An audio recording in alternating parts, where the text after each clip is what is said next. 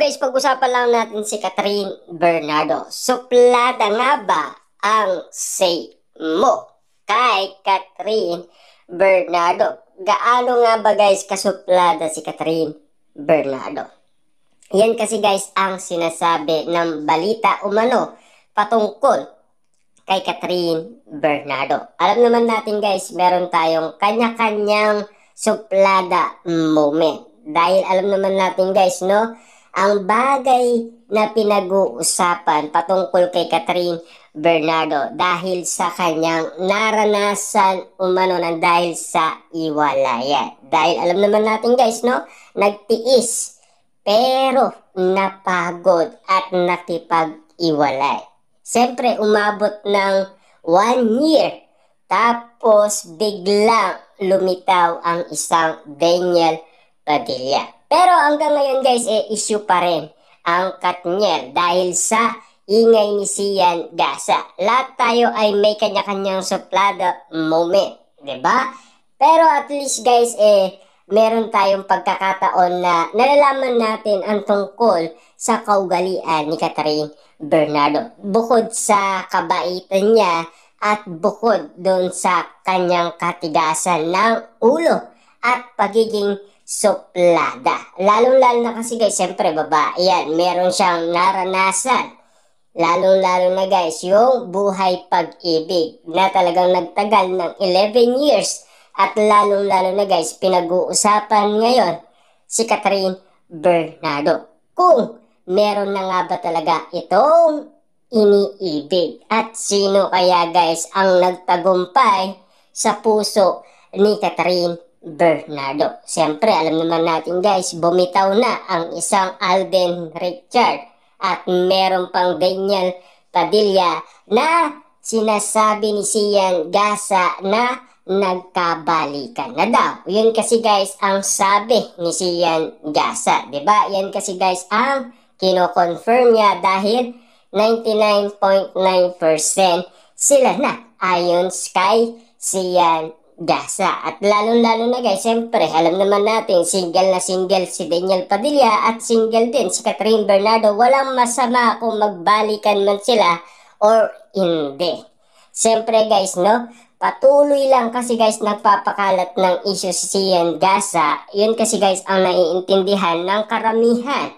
Pero ano nga ba talaga guys ang say ni Catherine Bernardo? At kung sino nga ba talaga ang mahal niya, 'di ba? Kasi guys, lahat naman ng naririnig natin sa social media ay binibigyan natin ng reaction umano kung ano ang pinag-uusapan. Lalong-lalo na guys, binubuksan ni Sian Gasa na sana nga guys magkaroon ng proof na alam naman natin kasi guys, kino-confirm pa lang. Siyempre sila ay nagsasalita kung ano-ano, pero hindi nila ma-confirm kung may katotohanan. Siyempre, yan guys, bali-balita lang galing sa kanilang source, 'di ba?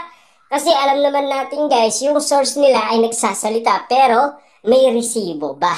May ebidensya ba na pwedeng ipakita para patunayan na katotohanan ang sinasabi nila sa atin? Lalong-lalo na guys, siyempre, hindi alam ang issue ni Sian Gasa dahil siya ay nasa ibang bansa. Siyempre, meron lang siyang contact na talagang sinasabi daw na nagkabalikan at nagkaayos. Pero malinaw sa ating guys na parang nagkaayos lang, nagkapatawaran lang, at siyempre, si Daniel Padilla ay umingi ng tawad kay Catherine Bernardo. Pero si Sian Gasa guys, talagang pinapatunayan niya lang kay Mami Min Bernardo na hindi siya fake news. Palaban na palaban kasi guys si Sian Gasa, tulad ng dati. Ganyan din yan guys Sian Gasa nagpapatunay na talagang pinipigilan nga ba si Catherine Bernardo ni Mami Min Bernardo nakausapin si Daniel Padilla. Ayaw na nga ba ng pamilyang Bernardo kay Daniel Padilla? At sino nga ba talaga guys ang napipili ng pamilyang Bernardo?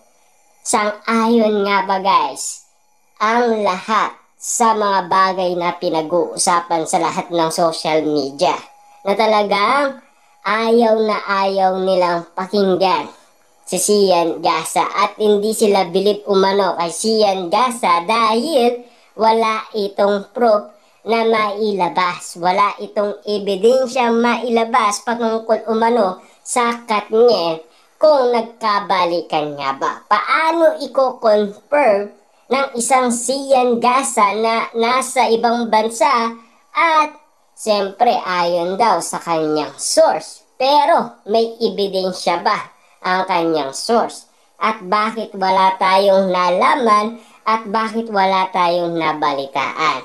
Lalo-lalo na guys, higit dito ay si Ogie Diaz dapat ang naunang nagbalita sa atin or si Christy Permin. Bakit ang isang Sian Gasa ay walang sawa umanong nagpapakalat ng kung ano-ano sa Katniel?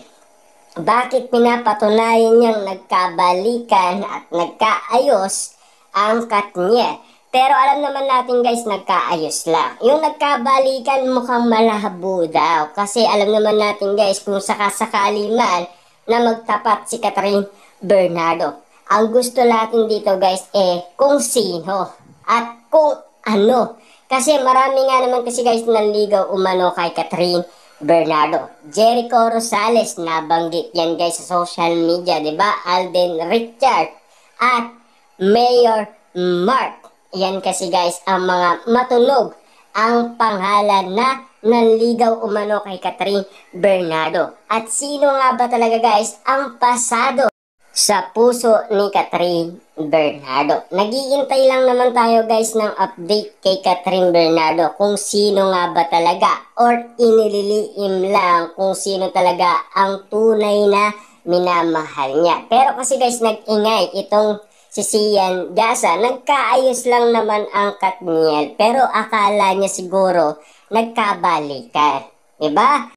Kung ano-ano na ang kanyang mga binibitawan salita patungkol umano sa Katniel, lalo-lalo na guys, ang banat niya umano kay Mami Min Bernardo. Wala siyang magagawa kung pipigilan man siya ni Mami Min Bernardo or pamilya Bernardo. Basta't alam natin guys, si Catherine Bernardo ay magsasalita kung sino. At alam naman natin guys, no, kung nagpatawad lang sila sa isa't isa, yun lang.